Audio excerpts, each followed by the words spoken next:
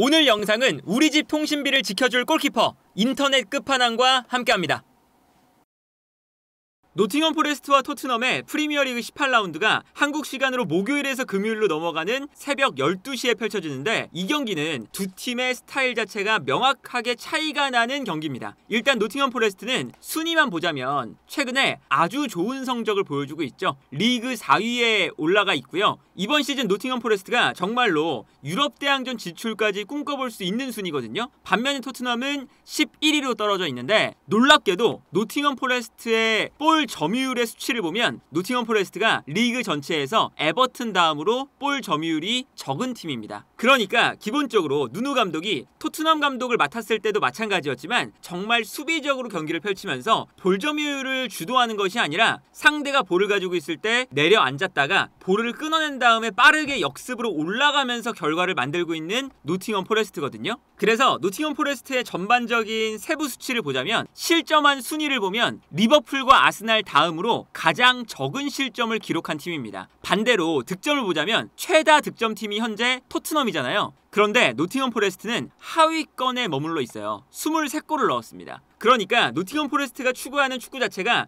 굉장히 효율적이라는 것을 알 수가 있죠. 최소한으로 실점을 줄인 이후에 한 골, 두 골 필요한 득점만 하면서 경기를 승리로 가져간다 라는 게 누누 감독의 스타일이거든요. 그래서 실제로 공격 지역으로의 패스 횟수가 노팅엄 포레스트는 프리미어리그 전체에서 꼴등입니다. 사실 이런 수치만 보면 노팅엄 포레스트가 현재 리그 4위라는 것이 믿겨지지 않는 수치죠. 리그 상위권에 있는 팀들은 강팀들이 위치하기 때문에 공격적인 수치라던가 점유율이 상위권에 쏠려 있는 경우가 많은데 노팅엄 포레스트는 반대로 볼 점유율이나 공격적인 수치가 하위권에 머물러 있고 아주 효율적인 경기를 펼치면서 경기를 승리로 가져가고 있다라는 것은 기본적으로 이번 경기가 토트넘이 공격을 하고 노팅엄 포레스트가 수비를 하는 패턴으로 이루어진다는 거겠죠. 그래서 경기 전반적으로 보면 노팅엄 포레스트는 3-4-3 혹은 수비를 할 때는 5-4-1의 형태를 취합니다.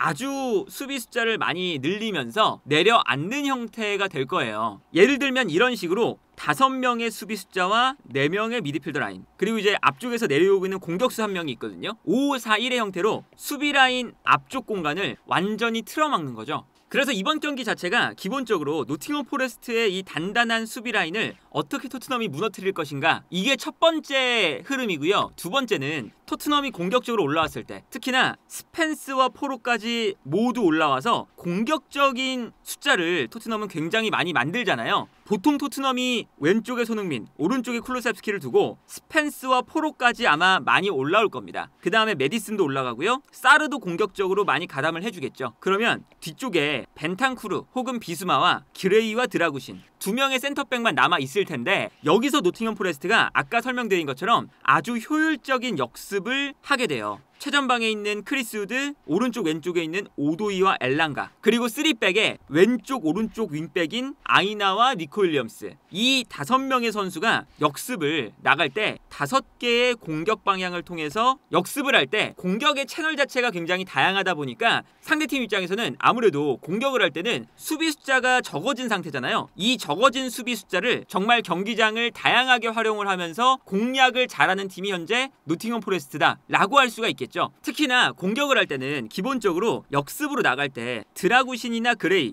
이 2명의 센터백이 기본적으로는 중앙을 지키잖아요. 그렇기 때문에 좌우 측면을 빠르게 활용하는 것이 노팅엄 포레스트에게 매우 중요할 텐데 그때 오도이와 엘랑가 이 2명의 선수가 아무래도 니코 윌리엄스와 아이나보다는 위쪽에 있으니까 공격으로 나갈 때 이 선수들이 측면으로 먼저 뛰어나갑니다. 그리고 측면으로 먼저 뛰어나갈 때 어떤 패턴이냐면 공격을 시작하는 방향에 있는 선수가 빨리 뛰어나가요. 예를 들면 엘랑가가 오른쪽으로 빠지면서 이 공간으로 패스가 들어갈 때 먼저 엘랑가 쪽에서 공격이 시작이 되고요. 이때 자연스럽게 반대편에 있는 오도이와 니코 윌리엄스는 올라오면서 자연스레 우드, 오도이, 니코 윌리엄스가 반대편의 넓은 위치에 위치하게 되는 거죠. 그 다음에 여기서 아이나는 엘랑가가 측면을 넓게 쓰는 순간 가운데로 약간 들어와 주면서 5개의 공격 방향이 이런 식으로 만들어지는 경우가 많습니다. 반대편에서 이루어져도 마찬가지거든요. 이 장면을 보면 수비 라인에서 노팅엄 포레스트가 끊어낸 이후에 오른쪽 풀백인 아이나가 측면에 나가 있는 엘랑가에게 먼저 패스를 보내줍니다. 그리고 엘랑가가 볼을 잡는 순간 반대편에 위치하는 선수들을 보면 크리스 우드가 최전방에서 뛰어나가고 있고요. 왼쪽에 있었던 오도이가 가운데로 들어오고 있고 가장 왼쪽에 있었던 윙백이 올라오고 있어요. 그 다음에 엘랑가가 측면에서 볼을 받으니까 수비가 끌려 나오는 순간 이때 아이나가 공간으로 뛰어들어가기 시작을 하는 거죠. 그래서 결과적으로는 공격의 방향이 이렇게 나눠지는 거거든요.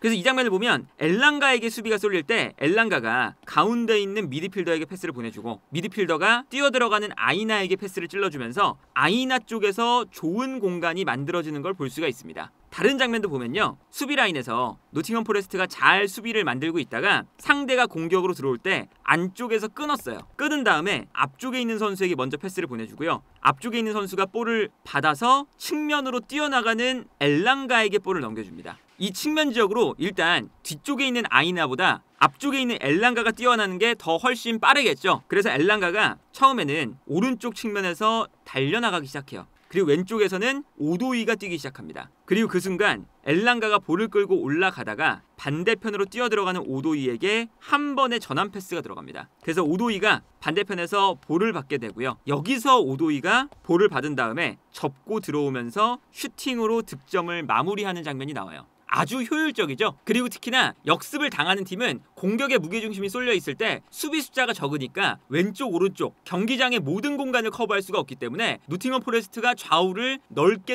흔들 때 이렇게 넓은 공간을 내줄 수밖에 없는 거죠. 이 장면도 마찬가지인데요. 이 장면도 노팅엄 포레스트가 볼을 끊어내자마자 바로 측면으로 패스를 보내줍니다. 근데 뒤쪽에 있었던 왼쪽 윙백 니코 윌리엄스가 올라오기보다 빠르게 뛰어나가는 오도이가 있었어요. 오도이가 안쪽에 있다가 측면으로 돌아뛰는 장면이거든요. 그리고 여기서 오도이가 볼을 가지고 전진을 할 때 반대편에 있는 엘랑가도 가장 넓은 곳에서 뛰어나가고 있죠. 이 장면에서는 뒤쪽에 있었던 아이나가 미처 올라오지 못하고 있는 장면이거든요. 그래서 여기서는 오도이가 볼을 끌고 올라가다가 이 넓은 공간에서 가운데로 패스를 보내주고 가운데에서 뛰어들어가는 엘랑가에게 바로 방향 전환 패스를 넣어줘요. 그래서 이 다음 장면을 보면 오도이가 가운데에서 반대편으로 뛰어들어가는 엘랑가가 마무리 슈팅을 하고 있는 걸 볼 수가 있습니다. 그래서 몇 가지 장면을 보여드렸지만 이 장면에서 볼을 끊어내자마자 일단 엘랑가와 오도이 두 명의 선수가 공격이 진행되는 위치에 따라서 빠르게 먼저 측면으로 뛰어나가 주고요. 그 이후에는 니코 윌리엄스와 아이나까지 올라오니까 올라오는 과정에 따라서 엘랑가가 가운데로 들어가고 윙백인 아이나가 올라가던가 아니면 오도이가 측면을 쓰고 니코 윌리엄스가 가운데로 들어가 주던가 이렇게 경기장을 5구역으로 나눠서 넓게 활용을 해주니까 상대 수비 입장에서는 노팅엄 포레스트의 역습을 막아내기가 까다로워지는 거죠. 그리고 요즘 노팅엄 포레스트의 전술에서 재밌는 것 중에 하나가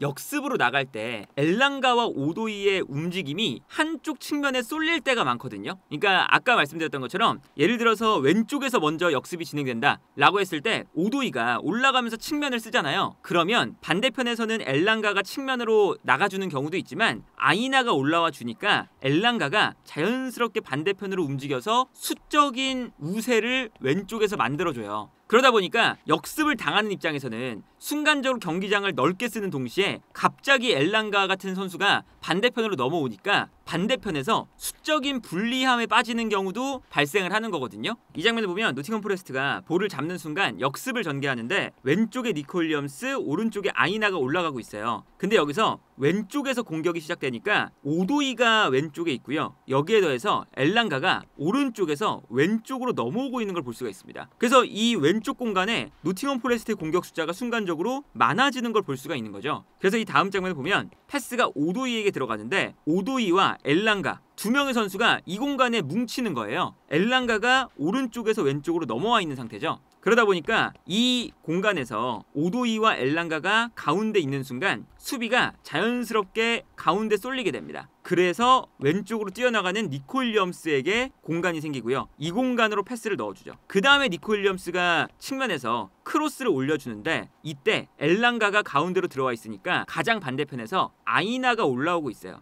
그래서 아이나에게 크로스가 올라가고요. 여기서 아이나가 가장 먼 곳에서 달려 들어오면서 슈팅으로 마무리하는 걸 볼 수가 있죠. 다른 장면도 마찬가지입니다. 이번에는 오른쪽에 있는 아이나가 올라와 있었습니다. 그리고 이때 가까운 거리에 당연히 오른쪽 측면 공격수인 엘랑가가 있겠죠. 근데 여기서 왼쪽에 있었던 오도이가 오른쪽으로 넘어오고 있어요. 그러면서 이 공간에서 엘랑가와 오도이가 또 붙어 있거든요. 그 순간 아이나가 볼을 잡으니까 수비가 한 명 끌려 나왔는데 이때 엘랑가가 가까운 곳으로 움직여주고, 그러면 엘랑가를 따라서 또 한 명의 선수가 끌려 나올 때 뒷공간으로 오도이가 뛰어들어가는 거죠. 숫자가 많아지니까 순간적으로 상대팀이 오도이의 움직임을 놓쳤고요. 오도이에게 패스가 넘어가면서 이 공간을 이제 노팅엄 포레스트가 공략을 하게 됩니다. 그 다음에 오도이가 이 공간에서 볼을 잡아서 끌고 올라갈 때 수비가 모두 오도이에게 당연히 쏠릴 수밖에 없으니까 그 순간 크리스 우드가 뒤로 나오면서 좋은 공간을 확보할 수가 있고요. 여기서 크리스 우드에게 패스,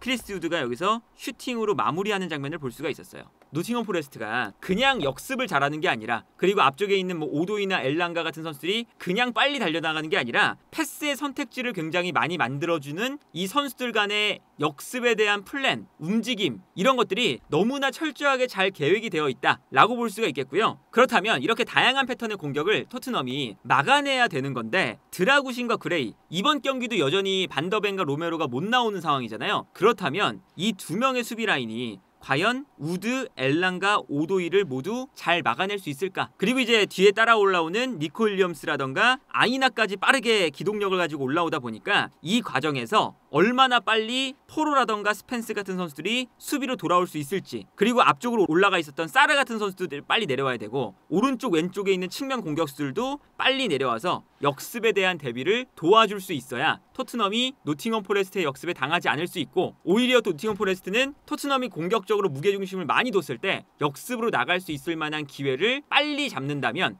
효율적으로 본인들이 지금까지 해왔던 좋았던 역습 패턴대로 결과물을 잘 만들어낼 수 있는 경기가 될 수 있지 않을까. 그래서 이 경기 자체는 기본적으로 노팅엄 포레스트의 역습과 토트넘의 이 공격적인 수비, 그리고 공격적인 경기가 맞붙는 경기라고 할 수가 있겠고요. 토트넘이 노팅엄 포레스트의 밀집 수비를 뚫느냐, 노팅엄 포레스트가 토트넘의 불안한 수비 라인을 상대로 역습을 성공시키느냐, 이 싸움에서 두 팀의 경기 결과가 갈리지 않을까 싶습니다.